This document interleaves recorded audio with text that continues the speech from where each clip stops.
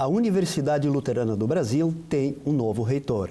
Então é sobre esse tema que nós vamos conversar hoje no programa Ubra Conhecimento que está começando.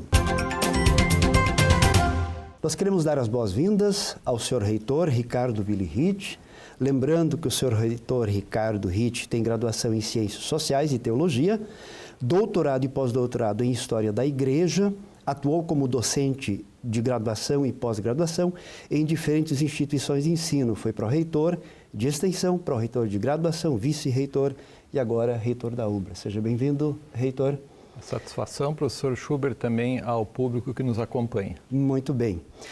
Senhor reitor, eu gostaria de começar essa nossa conversa que o senhor relatasse um pouco para nós a sua trajetória profissional. O senhor tem uma vasta formação e trabalhou em diversas instituições assim relevantes dentro do nosso país. Conta um pouco para nós dessa sua caminhada até chegar aqui na reitoria. Bom, do ponto de vista da carteira de trabalho, a minha trajetória profissional inicia como balconista. Balconista. Aos 17 anos, trabalhei em uma rede de lojas vendendo roupas. Olha só. Então, foi o meu primeiro emprego formal, né? Embora já tenha feito outras funções. E mesmo que muitas pessoas considerem uma função como essa, de vendedor, em uma loja, e era uma loja de uma rede popular de lojas, considerem isso menor do que, por exemplo, ser reitor de uma universidade como a Ubra, eu considero uma etapa fundamental dentro da minha trajetória, em termos de formação, de conhecimento das pessoas, conhecimento em termos de relacionamentos. Então, esse, assim, formalmente foi o meu primeiro emprego, Olha né? só. Segundo a carteira de trabalho, né? Sim. Mas desde muito cedo, a partir já da educação básica, eu tive um interesse muito grande pela pesquisa, uma curiosidade muito grande.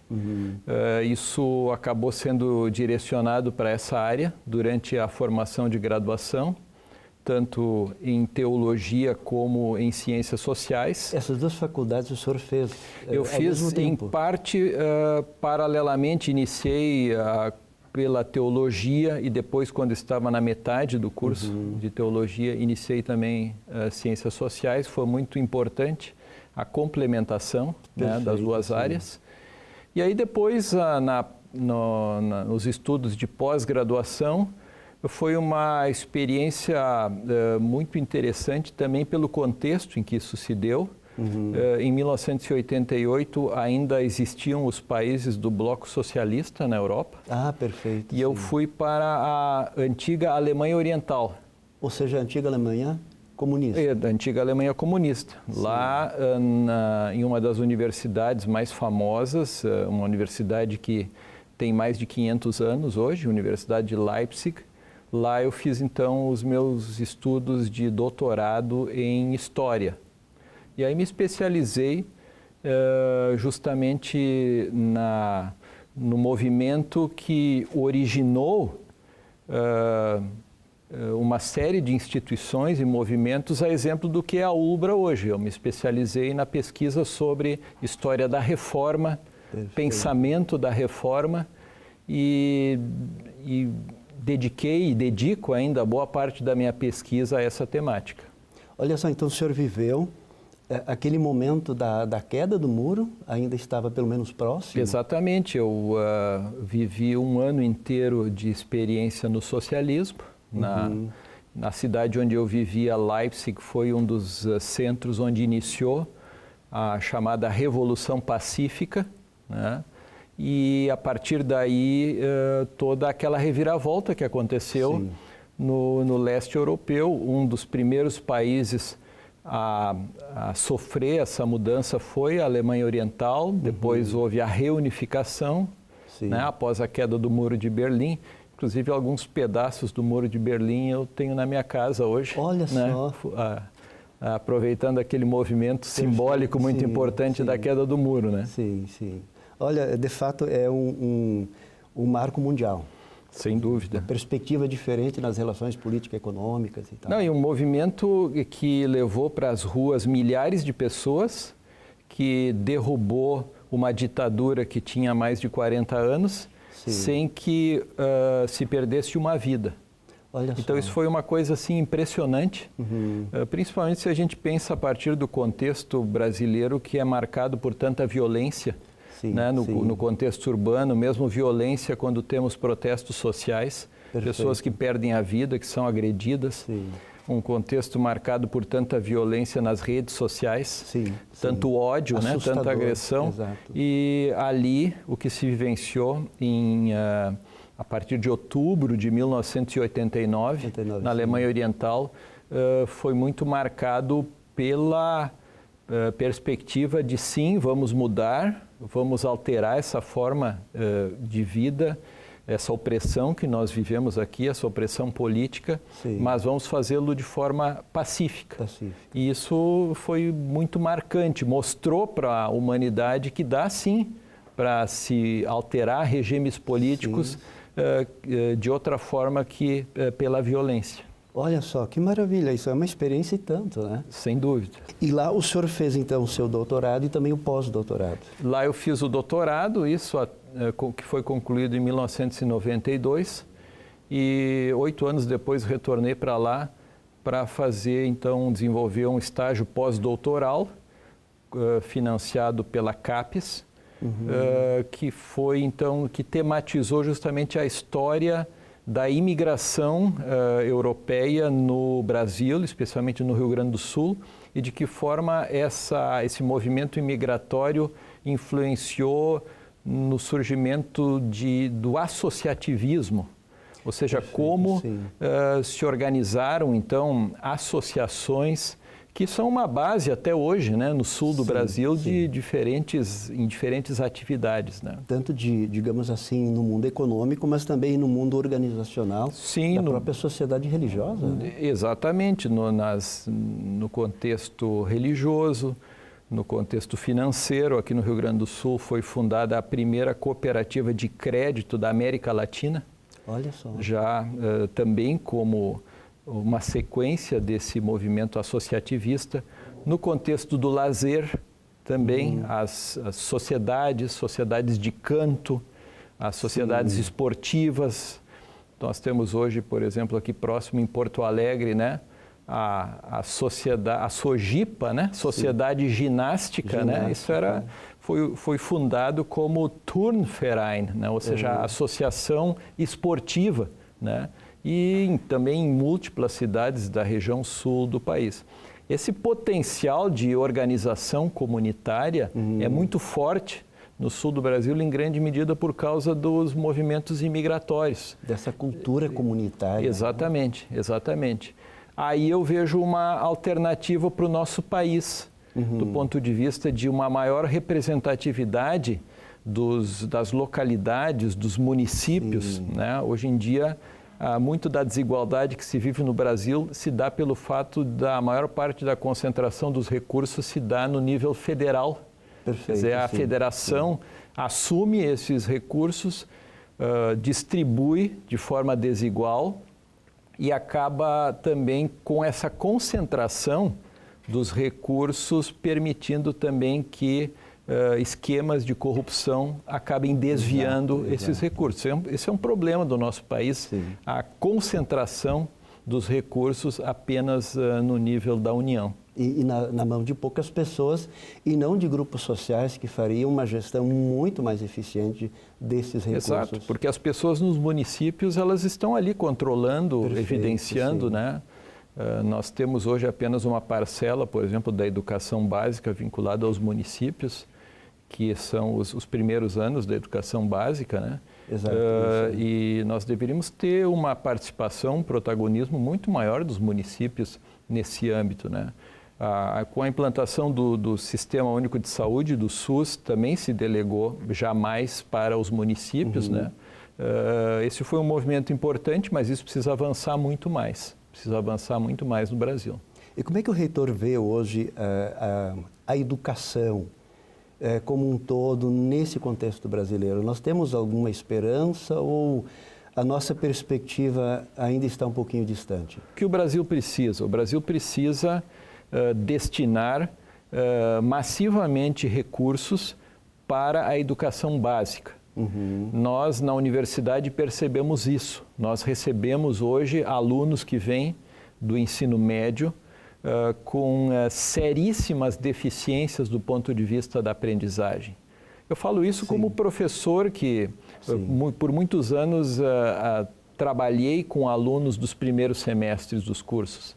Alunos que não conseguem interpretar um texto, que não conseguem redigir um texto, que não conseguem formular algum conceito, questões básicas que são trabalhadas na educação, desde a educação infantil, e que pessoas que ingressam hoje na universidade não têm condições, elas não dominam essas competências. Sim, não chegaram lá. E aí nós precisamos fazer um esforço enorme durante 4, 5 anos na universidade para que os estudantes recuperem todo esse déficit de aprendizagem.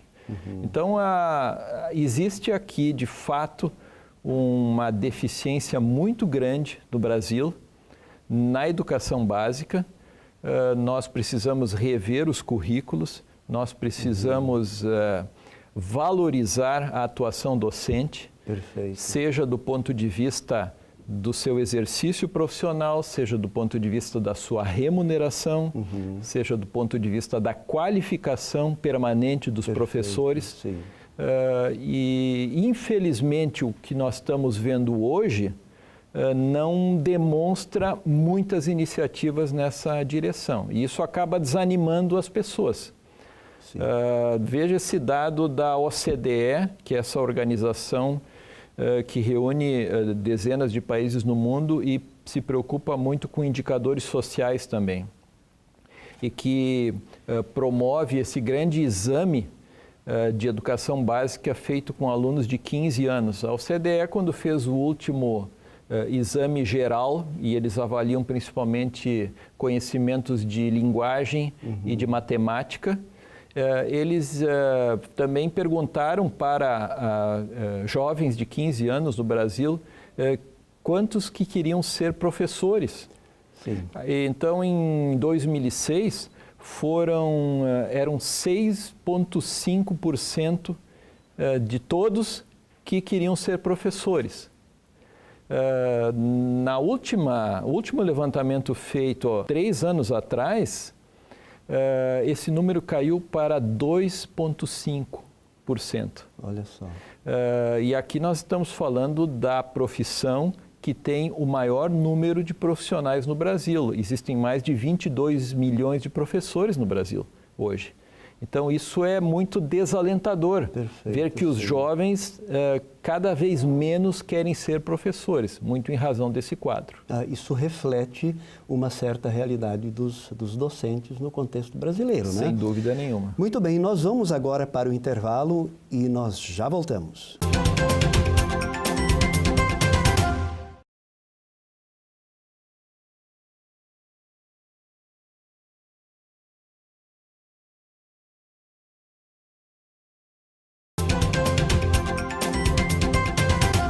A Universidade Luterana do Brasil tem novo reitor. Esse é o tema do ULBRA Conhecimento desta semana. Estamos conversando com o reitor da ULBRA, Ricardo Willi-Ritt. Senhor reitor, como está a nossa universidade diante da avaliação do MEC, que periodicamente avalia os cursos de todas as universidades brasileiras? Como a ULBRA se encontra nessa perspectiva em relação à avaliação do Ministério da Educação? O que nós podemos dizer com relação à situação hoje da ULBRA e dos seus cursos em relação a essa avaliação?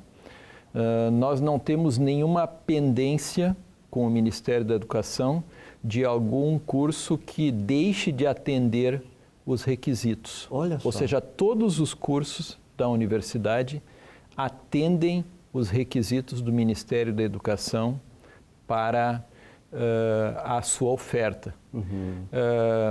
As notas que são concedidas nesse processo são notas que vão, então, de 0 a 5. A nota mínima para um curso ser considerado aprovado é a nota 3. A nota 3, sim.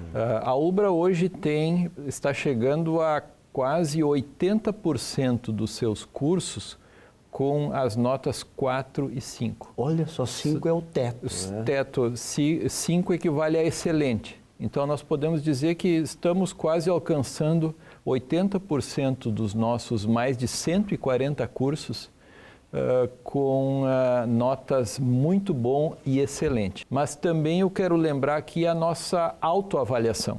Perfeito. O processo de autoavaliação que a universidade desenvolve. Nós temos uma comissão própria de avaliação que é completamente autônoma em relação à reitoria, em relação a outras instâncias. E essa comissão própria de avaliação sistematicamente envia para estudantes, professores, funcionários, questionários perguntando sobre todos os aspectos ligados à aprendizagem. E essa avaliação acontece todos os anos? Ela acontece todos os anos. No mês de setembro. Exatamente. Então, é muito oportuno nós estarmos conversando hoje porque toda a universidade está sendo convidada a participar desse processo de avaliação agora no mês de setembro. Até o dia 30 é muito fácil participar através do site da universidade, no link do autoatendimento. Perfeito. Ali cada qual responde o formulário específico de acordo com a sua categoria dentro da universidade. Exato. Se é estudante, se é técnico administrativo, se é professor, todos participam então, porque nós temos todo o planejamento estratégico da universidade, o plano de desenvolvimento institucional, que é crucial para o nosso desenvolvimento, todo ele está baseado, tudo isso está baseado na avaliação institucional. Olha, que maravilha. E nesse processo todo, nessa avaliação institucional e na nossa boa qualidade, notas 4 e 5, e aí também o docente tem uma contribuição grande. E o senhor reitor, que foi docente a vida toda, a gente praticamente Eu sou ainda docente. Isso. Ainda é docente. Todas as hoje. sextas de manhã, esse semestre, eu tenho aula com a minha turma de mestrado e doutorado em educação. Olha só. E qual, na sua percepção, são os maiores desafios dos docentes na atualidade? O grande desafio que os docentes têm é o de revisar permanentemente o seu papel. Hoje em dia, ninguém mais domina completamente o conhecimento em uma área. Claro. Basta a gente ver todos os anos a entrega do Prêmio Nobel. Geralmente, quando alguém ganha um Prêmio Nobel em física, matemática ou medicina, não é um indivíduo só. Exato. E se é um indivíduo só, é um indivíduo com toda uma equipe. O conhecimento hoje, ele é produzido de forma coletiva. Eu, como professor especializado na área de história, tenho à minha disposição e à disposição dos meus alunos informações e conhecimentos sistematizados de todos os lugares do mundo. Perfeito. E isso precisa ser usado para a aprendizagem que acontece em sala de aula. Quando nós definimos a nova missão da universidade, em 2016, nós assumimos um risco muito grande. A definição que todos na UBRA trouxeram foi de que a UBRA quer ser uma comunidade de aprendizagem. Olha só. E que seja eficaz e inovadora. Exato. Uma comunidade de aprendizagem, veja, não estamos falando em professor, não estamos falando em aluno, nós estamos falando em uma comunidade que cria um ambiente favorável à aprendizagem, em que todos aprendem. Todos aprendem, inclusive o professor. Inclusive o professor. O papel do professor, hoje em dia, é principalmente o de ser um mediador, alguém que acompanha pessoas em sua aprendizagem. Pessoas que permanentemente buscam a autogestão da sua aprendizagem. Há um dado estarrecedor que eu li recentemente de que em 5 anos, 50% das profissões no mundo terão desaparecido. Olha só. E terão sido substituídas por outros 50% de profissões que para as quais nós nem temos um nome ainda hoje. Como um profissional acompanha isso? Veja, um lapso, nós estamos falando de meia década, 5 anos. Sim. Como um profissional se atualiza, acompanha esse desenvolvimento? ele precisa estar permanentemente aprendendo. Sim. Ele precisa ser um autogestor da sua aprendizagem. Sim.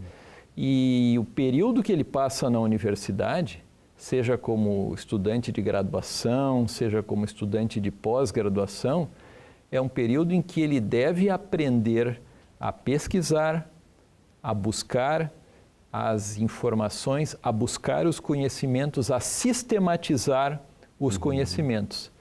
Isso já é uma tarefa que se exige de qualquer cidadão hoje em dia. Perfeito. Basta ver o que nós estamos vivenciando hoje, Sim. com o desenvolvimento, por exemplo, nas redes sociais, de algoritmos que levam a pessoa a estar dentro de uma bolha, onde ela só recebe as informações e as coisas que ela quer ler ou ouvir, que é o que nós vivenciamos hoje a partir de redes sociais, né? Cada vez mais o desafio da pessoa é ser autônoma no que diz respeito às informações e aos conhecimentos que são disponibilizados. Esse é o papel, esse é o desafio. E o professor conduz os alunos nesse processo. E em que aspecto, reitor, já que nós somos uma universidade confessional, em que aspecto a confessionalidade luterana pode nos ajudar nesse processo de sempre estarmos buscando atualização? Bom, a confessionalidade luterana coloca no âmago da questão do desenvolvimento das pessoas a aprendizagem. Quando surgiu o movimento da Reforma, há 500 anos, havia uma tremenda discriminação no contexto da sociedade na Europa. Naquela época se dizia que havia vocações apenas no âmbito religioso, Perfeito, que sim. os padres, os monges, as freiras eram os vocacionados, né? Enquanto que o povo leigo não tinha vocação. Aqueles que se dedicavam à agricultura, ao comércio, Sim, sim. à indústria, esses não tinham vocações, ou seja, as profissões que eles exerciam eram menores do que as demais. Sim. O movimento da Reforma ajudou a romper com isso e assumiu a premissa de que todas as vocações, todas as profissões são legítimas e elas permitem à pessoa colocar-se então a serviço dos que estão ao seu redor. Isso é mudança de paradigma, né? Certamente, a pessoa, no caso da pessoa que tem uma convicção de fé, a pessoa que crê, né, e que quer se colocar a serviço das pessoas ao seu redor, ela vai buscar necessariamente a sua qualificação, o aperfeiçoamento da sua vocação, seja como agricultora, seja como comerciante, seja como professor, vai buscar essa qualificação para poder corresponder da melhor forma a isso. Então, todas as sociedades onde o luteranismo esteve muito presente, desde 500 anos atrás, tiveram uma presença muito forte no que diz respeito a escolas e universidades. Então, quando uma universidade tem esse nome de Universidade Luterana do Brasil, nós podemos ter a certeza de que a motivação primeira está nessa perspectiva, de que as pessoas se capacitem, desenvolvam as suas competências para que se coloquem a serviço de quem está ao seu redor. Ou seja, o sujeito que é um profissional, seja de que área for, deve buscar ser excelente naquilo exatamente para fazer o melhor em relação às pessoas que vão ter contato com ele. Exatamente. Depois. Do ponto de vista da linguagem religiosa, né, os reformadores diziam que esse é o legítimo culto a Deus. O culto a Deus, quando se fala em culto a Deus, né, geralmente se pensa assim, não, num templo, né, numa igreja, num lugar fechado com uma liturgia. Não.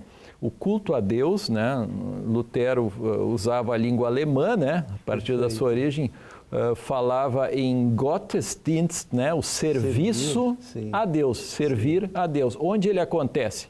Em todos os lugares. Né? A pessoa que é considerada justa por Deus na perspectiva da fé, ela não precisa mais fazer coisas para conquistar sua salvação. Né? A pessoa, a partir da sua fé, se coloca a serviço de quem está ao seu redor. E isso vale também mesmo para pessoas que não têm uma motivação de crença, uma motivação religiosa. Mesmo essas pessoas também têm podem ter essa perspectiva muito importante. Por isso, a aprendizagem associada à ética está no centro também dos nossos currículos na universidade. Muito bem. Senhor Reitor Ricardo Ritt, nós estamos chegando ao final do nosso programa. Qual é o seu recado final, assim, para a gente fechar este segundo bloco? Bom, nós, na ULBRA, a partir de 2009, quando assumiu a reitoria o professor Marcos Fernando Zimmer, meu antecessor, e eu, na época, já integrava também a reitoria em outras funções, houve uma decisão muito clara no sentido de buscar ao máximo possível a participação de todos na definição dos destinos da universidade e principalmente na interação com a comunidade ao redor da universidade, com o mercado que recebe os profissionais, os egressos da nossa instituição.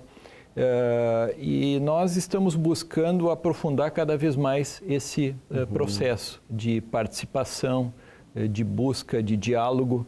E esse eu entendo que é o grande desafio dentro do qual nós queremos avançar. Nós queremos avançar, seguir nessa linha, porque não existe outra maneira.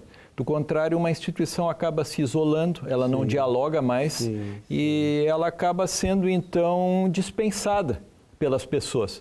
Porque eu preciso de uma universidade se ela não forma os profissionais que eu preciso, se ela não interage com a comunidade, se ela não acompanha efetivamente as pessoas na aprendizagem que elas necessitam, que elas buscam. Então, esse é o grande desafio, né, que eu vejo. A reitoria está muito imbuída disso e nós sentimos que há um respaldo muito grande de toda a comunidade acadêmica para seguirmos nessa direção. Muito bem, muito obrigado, Reitor Ricardo Ritt, por essa conversa. Muito obrigado você pela companhia e nós nos encontramos na próxima semana para mais um ULBRA Conhecimento. Até lá!